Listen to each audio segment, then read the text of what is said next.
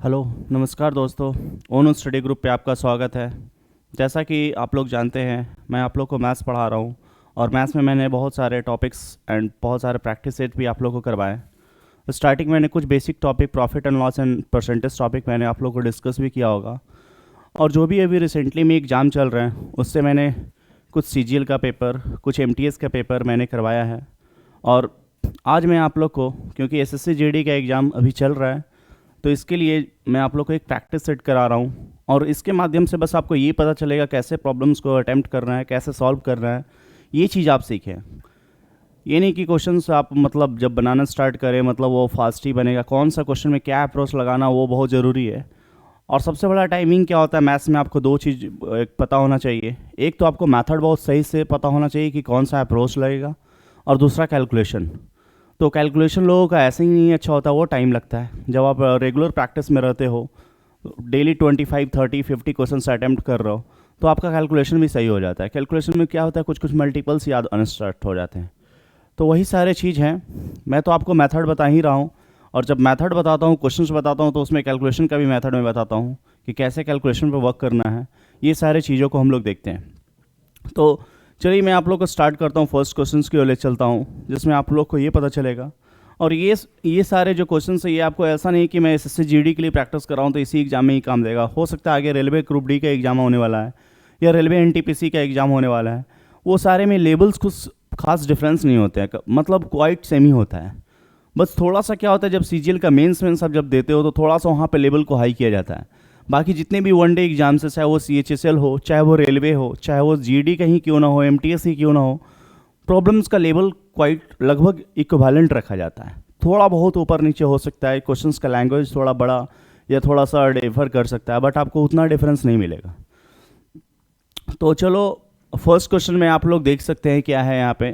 First question से यहाँ पे क्या है, एवरेज का सवाल है। इसको आप खुद से बनाने की ट्राई भी कर सकते हैं, मैं भी आपको मेथड बताऊंगा, लेकिन आपको पता चलेगा कि आपका जो मेथड है और मैं यहाँ पे जो बताने वाला हूँ अप्रोच, उसमें क्या डिफरेंस है। सबसे बड़ा यही आपको डिफरेंस मैं दिखाने के लिए बस आपको क्लास ले रहा हूँ, और कुछ नहीं है।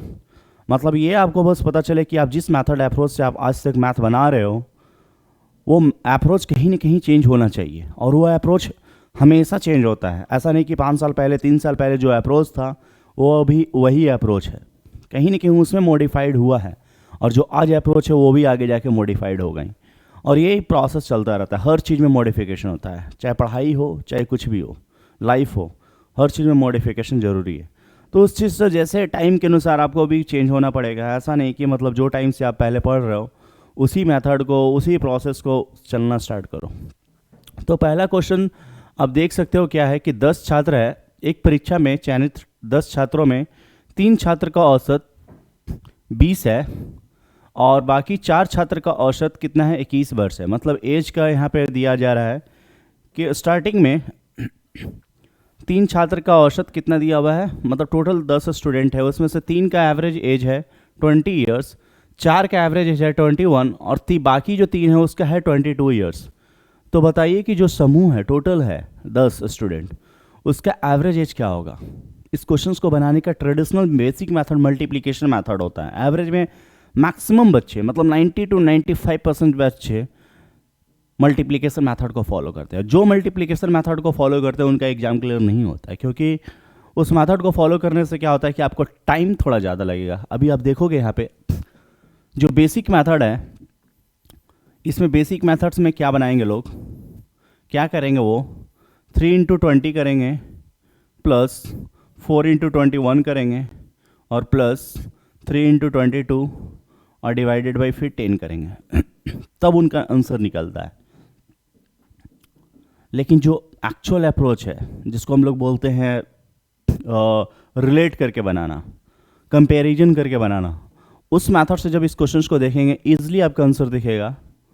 ये होगा 3 स्टूडेंट का एवरेज कितना है, 20 ईयर्स।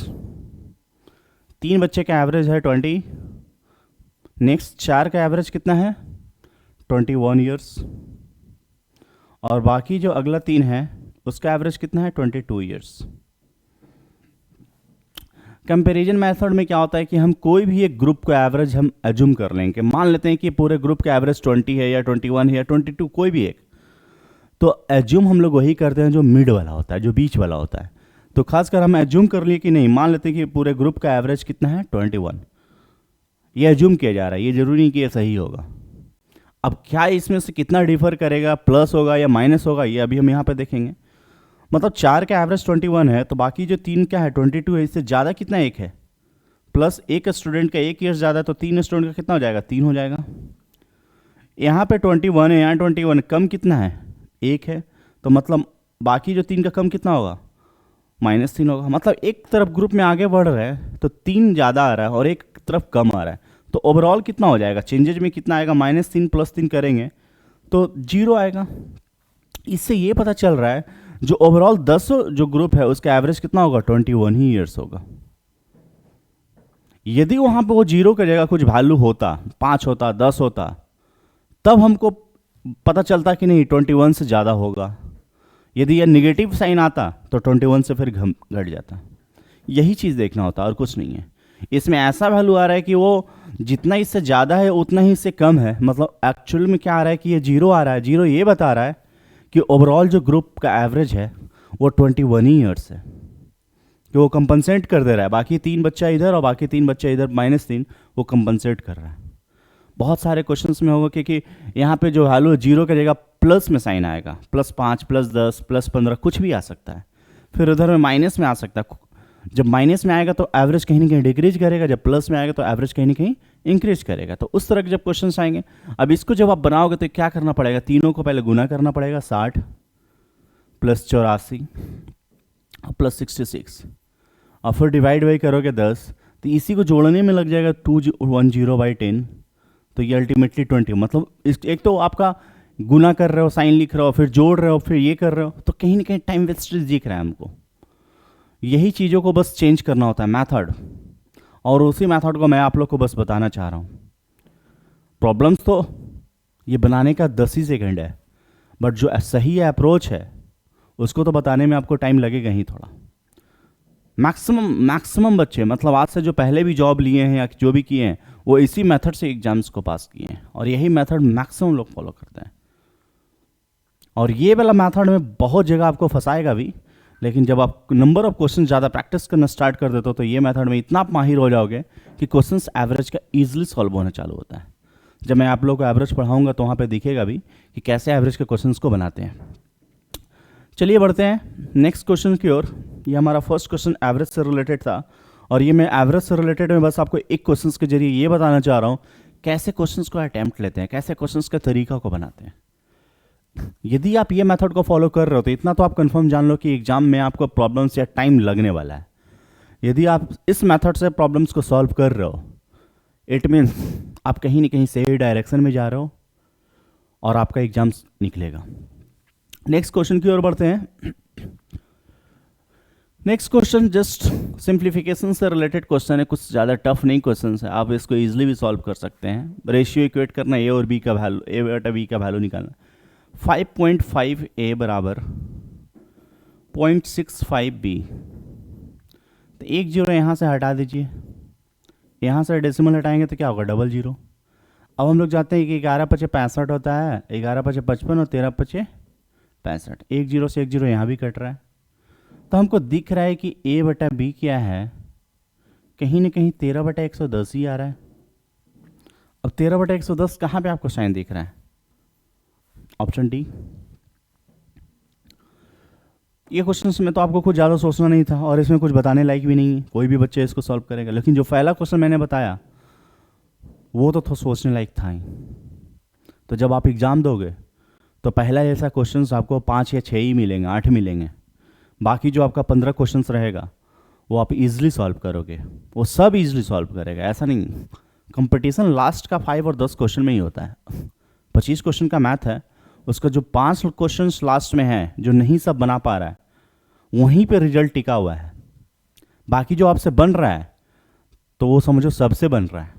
ऐसा नहीं कि वो सिर्फ आप ही बना रहे हो, वो सारा एस्पिरेंट बना रहा है, क्योंकि वो इजी सेट किया ही गया एग्जामिनर ऐसे।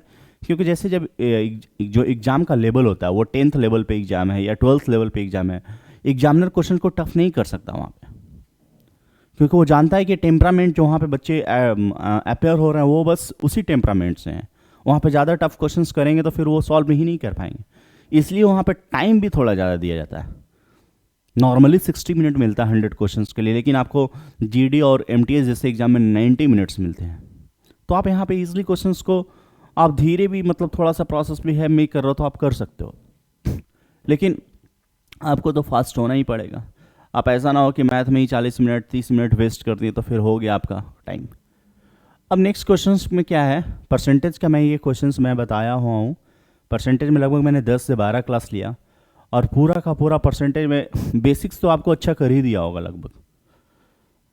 जो उसमें अब एडवांस लेवल के क्वेश्चंस हो वो तो मैं प्रैक्टिस सेट में करा ही रहा हूँ, चाहे वो मैं सिजिल का मेंस का पेपर कराऊँ या किसी और चीज़ का पेपर, उसमें तो आपका चलेगा ही। लेकिन आपका पहले फंडामेंटल्स ही बढ़िया नहीं होगा तो मैं कितना भी टफ क्वेश्चन यहाँ पर लेके चलाऊँ तो वो तो बनना है नहीं। एक बोल रहा है कि चावल की कीमत 60% बढ़ा दें, मतलब कंजम्पशन वाला जो प्रोसेस था कि कोई भी चीज़ का दाम यदि बढ़ता है तो ऑब्वियस की बात है कि कंजम्पशन घटेगा, खपत घट जाता है। आप किसी भी चीज़ का मूल्य बढ़ाइएगा मार्केट में, किसी भी चीज़ का दाम बढ़ेगा तो ऑब्वियस की बात है उसका परचेजिंग पावर घट जाता है। तो प्राइस इंक्रीज होने से परचेजिंग पावर डिक्रीज होगा, प्राइस डिक्रीज होने से परचेजिंग पावर इंक्रीज होगा। मतलब दाम बढ़ेगा तो खपत कम और दाम घटने पर खपत ज़्यादा। तो चावल का वास्तविक मूल्य लाने के लिए नए मूल्य में कितना प्रतिशत घटाना होगा, बढ़ा कितना, 60%। 60% का वैल्यू कितना होता है, पहले ये तो दिमाग में सोचा जाए कि 60% होता क्या है, 3/5 होता है। अब मैक्सिमम लोग को यही 60% 3/5 लाने में ही 10 सेकंड लग रहा है, 15 सेकंड लग रहा है उसको सोचने में, तो हो गया फिर एग्जाम वहीं कंप्लीट। मतलब चावल का दाम 5 रुपया है, हो कितना गया, 3 रुपया बढ़कर 8 हो गया। ओरिजिनल दाम 5 है, उसमें बढ़ कितना रहा है, +3 बढ़ रहा है। अब हमको वास्तविक मूल्य पे ही जाना है तो कितना कम करना पड़ेगा, 3 कम करना पड़ेगा। कितना में, 8 में। मतलब कहीं ना कहीं हमको 8 में 3 घटाना होगा तभी हम ओरिजिनल पर जाएंगे। तो 3/8 का फ्रैक्शन वैल्यू क्या होता है, प्रतिशत वैल्यू 37.5%। ये मैंने आप लोग को रटाया है क्योंकि 1/8 का मैंने बताया था 12.5%, और इसी में 3/8 का भी वैल्यू होता है 37.5%, और 5/8 का वैल्यू होता है 62.5%, और 7/8 का वैल्यू होता है 87.5%। जब आपको यही चीज़ चारों जो बताएं मोस्ट इम्पॉर्टेंट, इसको VBI में आप नोट कर लो, ये चारों का फ्रैक्शन वैल्यू परसेंटेज वैल्यू नहीं पता है तो आप यहाँ पे भी फंसोगे। आपको 3/8 पता ही नहीं है कि 37.5 होता, करोगे क्या, 3/8 को करोगे फिर 3/8 आएगा, फिर 100 से गुना करोगे उतना ही राम कहानी होगा, फिर आएगा 37.5%। तो यही सब में टाइम लोगों का वेस्ट होता है। तो ये सब चीज़ से बचें, बचना है तो ज़्यादा प्रैक्टिस करें, और कोई उपाय नहीं है, शॉर्टकट नहीं है जीवन में, कुछ शॉर्टकट नहीं है। कोई भी टीचर आपको बोल देगा हमको 15 सेकंड में 20 सेकंड में मैथ पढ़ा देंगे, कुछ नहीं होता है उस सब चीज़। आपका प्रैक्टिस ही 2 बार 3 बार जब होता है तभी वो 15 सेकंड में आता है। मैंने जब आपको बेसिक्स बोला कि परसेंटेज ये पढ़ना है तो पढ़ना ही पड़ेगा, और टीचर भी कोई 15 सेकंड 20 सेकंड में बना रहा है मतलब वो प्रैक्टिस किया हो तभी बना पाएगा वो। ऐसा नहीं कि आए मतलब बना दिया और फिर आंसर लिख दिया, ऐसा नहीं होता है। आपको पूरा का पूरा प्रॉपर सॉल्व करना पड़ता है। तो ये सारी चीज़ें का ध्यान रखें कि कहाँ पे क्या चीज़ का ज़रूरत हो रहा है। अब जैसे यहाँ पे क्वेश्चंस जब ला रहे थे यहाँ पे दिख रहा है कि परसेंटेज का वैल्यू यूज हो रहा है, तो ऐसे ही सारी चीज़ों में होगा। Next question profit and loss से रिलेटेड क्वेश्चन है। Simon purchase a bicycle 6810। एक साइकिल खरीदा है कोई भी इंसान, उसका नाम है साइमन, वो खरीदा है 6,810 रुपये में, और ही पेड अ वैट 13.5%, मतलब टैक्स दिया है उसमें, कितना वैट दिया है 13.5%। द लिस्ट प्राइस, मान लो कुछ भी लिस्ट प्राइस रहा होगा, 100 रहा होगा मान लेते हैं, तो परचेज कितना किया होगा, 113.5 में किया होगा। यही 113.5 का वैल्यू कितना दिया हुआ है, 6810। तो 100 का वैल्यू निकालना है तो क्या करेंगे, इसमें इसको डिवाइड करेंगे 113.5 को और 100 से गुना करेंगे। ये एक डेसिमल और हट रहा है तो ये भी कितना हो गया, 10 हो गया।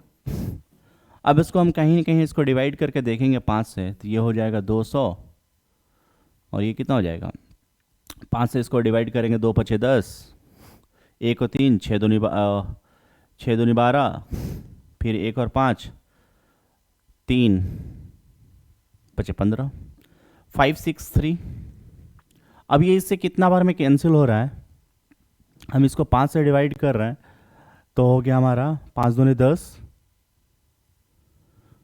यहाँ पे कितना था 1135, 5 से डिवाइड करेंगे तो 5 दूनी 10, 1 और 3, और 1 और फिर 5 दूनी 10, 7 पचे 35, 227। अब 227 कहीं ना कहीं दिख रहा हो कि ये 3 बार में कट रही है, 27 3 81 होता है, तो ये 3 बार में कैंसिल आउट हो रहा है। अब 200 गुना 30 करेंगे तो कहीं ना कहीं क्या आएगा, हमारा 6000 आएगा। इस क्वेश्चन को तो चलो मैं आपको मेथड से तो बता ही दिया हूँ, बाय ऑप्शन भी इसको जल्दी सॉल्व किया जा सकता है, ऐसा नहीं है, क्योंकि जब आप 13.5% इसका निकालोगे तो डेसिमल आएगा, तो वहाँ पर डेसिमल में तो है नहीं, इसका भी निकालोगे तो डेसिमल में ही आएगा। और ये एक वैल्यू आपको बस चेक करना था, फर्स्ट वैल्यू ही आप चेक करते कि इसका 13.5% कितना हो जाएगा, 810 आएगा ही, तो आपको जल्दी निकल जाता है ये। मतलब ये दोनों में तो होगा ही नहीं, ऑप्शन कभी नहीं होगा। और ये फर्स्ट ही ऑप्शन में आप चेक करते हैं कि 6000 का 13.5% हम निकाल लें, 10 और फिर इसमें 100, ये पूरा का पूरा 0 0 कैंसिल हो गया, 35 गुना 6 करोगे 210 और 6 मतलब 810 तो दिख रहा है। मतलब कभी कभी क्या होता है कि ऑप्शन से ही क्वेश्चन जल्दी बनता है, यहाँ पे देखा जा रहा है कि एक मेथड से हम बना रहे हैं, तो यही सारा चीज़ होता है। एग्जाम में क्या होगा, बच्चा बहुत सारा मेथड से ही चलेगा, बहुत सारा क्या 90% बच्चा मेथड से ही चलेगा, और कोई क्या होगा कि डायरेक्ट ऑप्शन में स्ट्राइक करेगा, उसका फर्स्ट ही ऑप्शन में मिलेगा, बाकी 2 ऑप्शन तो हो ही नहीं रहा है, तो बच्चा मेरे पास 2 ऑप्शन का प्रोबेबिलिटी को चेक करना, हम पहले इसी को चेक करके देखेंगे। और क्योंकि 6400 को इसलिए नहीं चेक कर रहे हैं क्योंकि 6400 का हम 10% सोचेंगे, 6400 का 10% ही होता है 640, और 640 बढ़ाने पे तो वो 7000 से पार कर जाएगा, होगा ही नहीं है। तो यही सारे चीज़ है, मतलब आप या तो मेथड से बनाओ जो कि सब बना रहा है, या तो फिर आप ऑप्शंस को देखो। जब तक आप ऑप्शंस को एनालाइज नहीं करना चालू किए तो फिर आपको मतलब क्वेश्चंस मेथड से तो आप मोस्टली क्या होता है एग्जाम में सबसे बड़ा प्रॉब्लम क्या होता है, लोग हमेशा क्वेश्चंस को मेथड से ही सोचते हैं, लेकिन जब आपके अंदर में प्रैक्टिस है ये सारा चीज़, जब आप ऑप्शन से बनाना सीखोगे कि कुछ कुछ क्वेश्चन 25 क्वेश्चन में 5 क्वेश्चन भी आप ऑप्शन से बना दिए, तो वहीं पे आपका टाइम सेव हो गया ये। और ये 5 क्वेश्चन आपको 10 सेकंड से ज़्यादा लेगा भी नहीं टाइम, बाकी आप दीजिए उधर टाइम जितना देना है। तो यही सारा चीज़ डिपेंड करता है कि कैसे आप चीज़ों को देखते हैं, कैसे एनालाइज करते हैं। क्वेश्चंस में आपका मेथड कितना बड़ा अप्रोच रखता है। मेथड से यहाँ तो शॉर्टकट्स तो एक मेथड से भी बन ही रहा था, वहाँ पर भी 30 सेकंड से ज़्यादा नहीं लग रहा है लोगों को, लेकिन जब ऑप्शन से बनाना स्टार्ट किया, पहले ही ऑप्शन को चेक करने पे पता चल रहा है कि हो जा रहा है आंसर, और वो और भी 10 सेकंड 15 सेकंड हमारा सेव कर देता है। यही सारे चीज़ है, बस आपको समझना है और कुछ नहीं, बस मैथ्स में कुछ रखा नहीं है, आपको क्या प्रोसेस चल रहा है यही बहुत बड़ा मैटर रखता है। Next question time and distance से रिलेटेड, पाइप एंड सिस्टम से रिलेटेड क्वेश्चन है ये आपका। एक पाइप है, एक टैंक को दूसरे पाइप से 3 गुना तेज़ी से भर रहा है। मान लेते हैं कि कोई एक टैंक है, ए और बी 2 पाइप इसमें लगा हुआ है, एक ए है और एक बी है पाइप लगा हुआ। ए का कैपेसिटी जो भरने का है ट्रिपल है बी के कंपेरिजन में, ए 3 गुना तेज़ी से भर रहा है, मतलब बी का भरने का कैपेसिटी 1 है तो ए का कितना है 3 है। यदि एक साथ दोनों पाइप को ओपन किया जाता है तो 36 मिनट में टैंक भर जाता है। मतलब एक साथ में दोनों को ओपन करेंगे तो कितना भरा रहा है, 3 + 1 कितना 4 यूनिट भरा रहा है, तो 36 मिनट में पूरा का पूरा टैंक फिल हो गया। मतलब कहीं ना कहीं टैंक का कैपेसिटी रहा होगा 36 गुना 4 रहा होगा, टोटल कैपेसिटी कितना रहा होगा टैंक का 4 × 36। तो बोल रहा है कि धीमा पाइप अकेले टैंक को भरने में कितना समय लेगा। अब यहाँ धीमा पाइप कौन होगा, ये ए होगा या बी होगा, पहले बच्चा तो यहीं पे कंफ्यूज होगा। जो समय कहीं ना कहीं धीमा वही होगा जो समय को कम ले रहा है। अब ये एक बार में एक ही यूनिट जिसका कैपेसिटी भरने का कम होगा वही धीमा होगा, जो समय को ज़्यादा लेगा वो तो धीमा पाइप होगा ही। अब ये 1 घंटे में 1 ही लीटर भर रहा है, ये 1 घंटे में 3 लीटर भर रहा है, तो इसका कहीं ना कहीं कैपेसिटी, इसका पाइप का जो स्पीड है, पानी का फ्लो का स्पीड है, वो ए का ज़्यादा होगा। तो यहाँ पे स्लो पाइप कौन है? बी है। अब जब बी स्लो पाइप है, बी का कैपेसिटी भरने का 1 यूनिट है 1 घंटे में, 1 मिनट में, तो टोटल 4 गुना 36 भरने में कितना हो? 4 गुना 36/1, और 36 गुना 4 का वैल्यू होता है 144। ऑप्शन ये 144 का मल्टीपल कहीं ना कहीं रट लो। जैसे तुम जानते हो कि 12 गुना 12 भी होता है 144, और 16 गुना 9 भी होता है 144, 18 गुना 8 भी होता है 144, 24 गुना 6 144। तो यही सब जब आप ज़्यादा प्रैक्टिस करते रहते हो मैथ्स में, 36 गुना 4 भी 144 ही आता है, 48 गुना 3 भी 144 आता है, और 72 गुना 2 भी 144 ही होता है। क्योंकि जब आपको यहाँ पे क्वेश्चंस में याद होना स्टार्ट हो गया कि नहीं ये मल्टीपल का वैल्यू 144 ही आएगा, तो आपको ज़्यादा टाइम नहीं लगेगा। 24 × 6 बोले तो ये माइंड में ऑटोमेटिक आना चाहिए कि हाँ 144 ही होगा, 18 × 8 144 ही होगा। तो ये सब भी आपको कहीं ना कहीं टाइम को सेव करता है, ऐसा नहीं कि ये सब टाइम को सेव नहीं करता है। नेक्स्ट क्वेश्चन की ओर बढ़ें।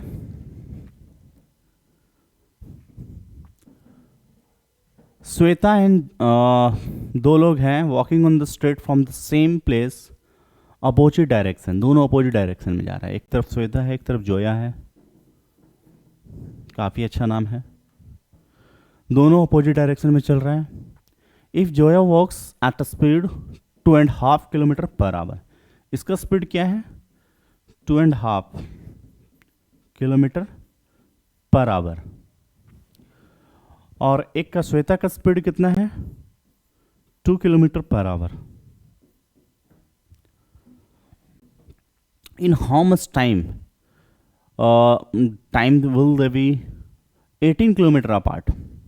कितने समय में दोनों एक दूसरे का डिस्टेंस जो होगा 18 किलोमीटर होगा।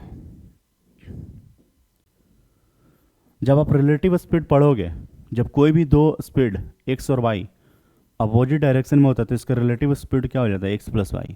और जब दोनों सेम डायरेक्शन में हो x और y, तो जो बड़ा होगा उसमें से x रिलेटिव स्पीड क्या होगा? x - y।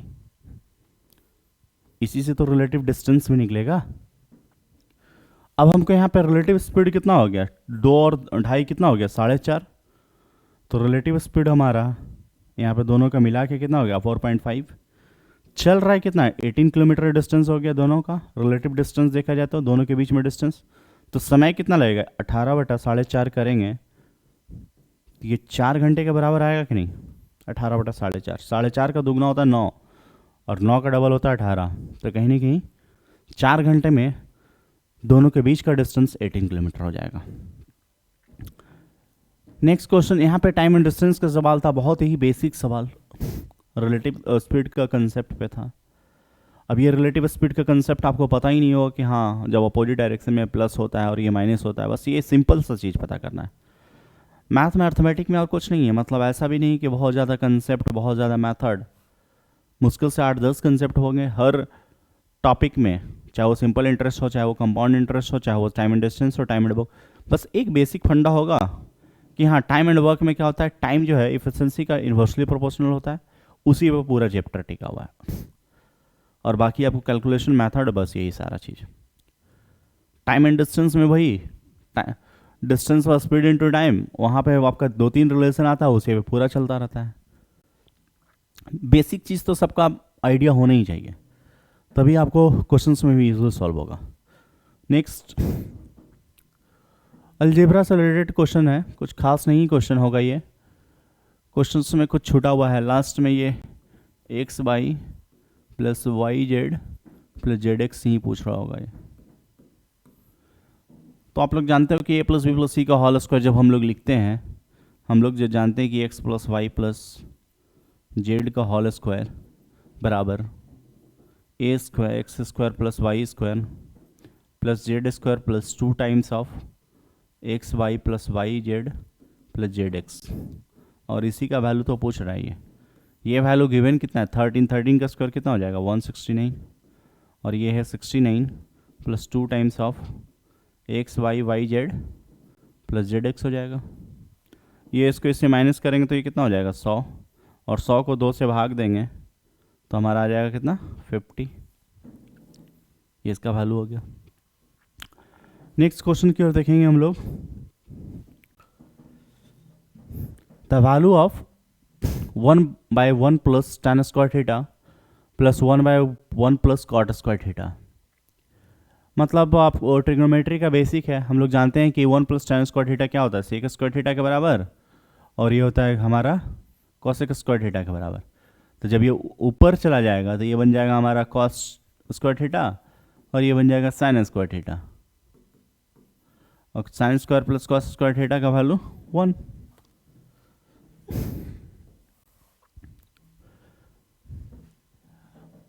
ये हमारा नेक्स्ट जो क्वेश्चन है पॉलीगॉन का सवाल है और इसमें आपका जो वैल्यू हमारा होता है वो तो आपको पता होना चाहिए।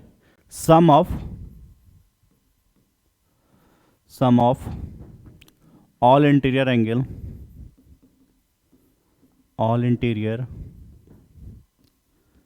एंगल ऑफ द पॉलीगॉन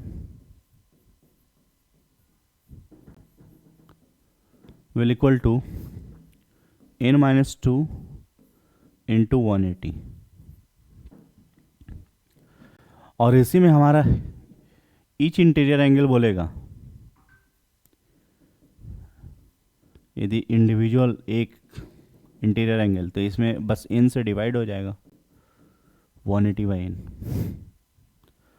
और total exterior angle sum of all exterior angle all exterior angle ये कितना हो जाएगा 360 होता है।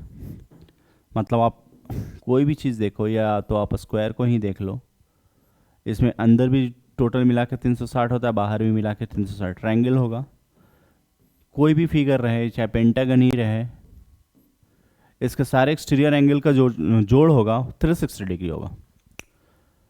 बट इंटीरियर एंगल का जो जोड़ होता है वो वैरी करता है, वो कांस्टेंट नहीं होता है। वो साइड बढ़ेगा तो वो वैल्यू भी बढ़ेगा, बट एक्सटीरियर एंगल का जोड़ 360 हमेशा कांस्टेंट होगा। ये चीज़ आपको याद रखना होगा। सम ऑफ ऑल एक्सटीरियर एंगल 360, कोई भी पॉलीगॉन चाहे हेक्सागन हो चाहे वो रेगुलर हो या इरेगुलर, बस डिफरेंस यहीं पे आता है कि जब रेगुलर रहेगा तो हम लोग को इंडिविजुअल एक का निकाल सकते हैं और इरेगुलर में तो सारे एंगल इंटीरियर अलग अलग होंगे, फिर वहाँ निकालना डिफिकल्ट, वहाँ निकाला नहीं जाता है। फिर जब ईच इंटीरियर का बात आता है तो डायरेक्ट हम लोग इनसे, और ईच एक्सटीरियर एंगल का यदि यहाँ पे देखा जाए तो ये कितना हो जाएगा 360/n। तो ये जो भी सारे मैं क्वेश्चंस कर रहा हूँ, इसी क्वेश्चंस के माध्यम से आपका एक कंसेप्ट भी आपको यहाँ पे एक रिवीजन का एक मौका मिल सकता है कि आपको रिवाइज भी बहुत जल्दी हो जाएगा कि हाँ वो सारा कंसेप्ट क्या है नहीं है। तो यहाँ पे क्वेश्चंस था कि सारे the sum of interior angle और सारे इंटीरियर एंगल का जोड़ 1080 है, तो कौन सा पहला ही फॉर्मूला अप्लाई होगा। बस कुछ नहीं, आपको ये लगाना था इंटू 180 बराबर 1080। ये चारों तो मैं बस आपको रिकैप कराने के लिए बताया। इसमें से पहला ही जो ऊपर वाला लाइन लिखे हैं फर्स्ट फार्मूला, यही आपके क्वेश्चन से रिलेटेड है। बाकी आपको बस मेमोराइज तो रखना होगा, कभी भी कोई भी पूछा जा सकता है। तो यहाँ पे 10 से 10 कैंसिल और 18 में 108 आता ही होगा, जानते ही होंगे 6 बार में आता है। तो इनका वैल्यू कितना हो जाएगा 6 + 2 8। तो यही सारे बेसिक्स क्वेश्चंस, चाहे वो पॉलीगॉन से रिलेटेड आए, चाहे ट्रायंगल से रिलेटेड आए, चाहे सर्कल से रिलेटेड आए, कुछ भी पूछा जा सकता है। नेक्स्ट क्वेश्चन, लास्ट क्वेश्चन की ओर चलते हैं। If the diagonal of the rhombus, एक रोम्बस में अब सबसे पहले तो रोम्बस के बारे में जानना होगा कि रोम्बस होता क्या है। हम लोग जानते हैं कि ऑल साइड्स, चारों साइड्स इसमें क्या होता है, इक्वल होता है, बट वो जो इंटीरियर एंगल वो 90 डिग्री नहीं होता है। जब इंटीरियर एंगल 90 डिग्री होगा, ऑल साइड से इक्वल होगा, तो वो स्क्वायर हो जाएगा। फिर इंटीरियर एंगल 90 नहीं है, कुछ भी हो सकता है, 20 डिग्री, 10 डिग्री, 30 डिग्री, कुछ भी रह सकता है ये, लेकिन ये साइड्स इक्वल होंगे और इसका जो डायगोनल है वो हमेशा 90 डिग्री पे काटता है। ये कंसेप्ट इसका है। अब ये डायगोनल 90 डिग्री पे जब कट कर रहा है, तो ये एक डायगोनल का वैल्यू, दोनों डायगोनल का वैल्यू 8 और 6 दिया हुआ है, तो जब ये टोटल 8 है तो ये कहीं ना कहीं ये 4 और 4 रहा होगा, ये टोटल 6 है तो ये कहीं ना कहीं 3 और ये 3 रहा होगा। अब ये 90 डिग्री पर आपको जान रहा है पाइथागोरस थ्योरम में, ये 3 और 4 है, तो ये कितना होगा, 5 होगा। तो पूछ रहा है स्क्वायर ऑफ इट्स साइज, उसके साइज का स्क्वायर क्या होगा, तो उसका 5 का स्क्वायर हम लोग करेंगे तो कितना आ जाएगा, 25। मतलब इसमें कुछ भी पूछा जा सकता है, मतलब एरिया भी पूछा सकता है, हाफ d1 × d2, ऐसा भी निकाल सकते थे। तो ये मतलब जो कुछ क्वेश्चंस के माध्यम से बस मैं आपको बस ये रूबरू करा रहा था कि आप कैसे क्वेश्चंस को डील करते हैं, कैसे अटेम्प्ट लेते हैं। चलिए मिलते हैं आपको नेक्स्ट क्लास में। आज के लिए मैं इतना तक ही रखता हूँ। धन्यवाद।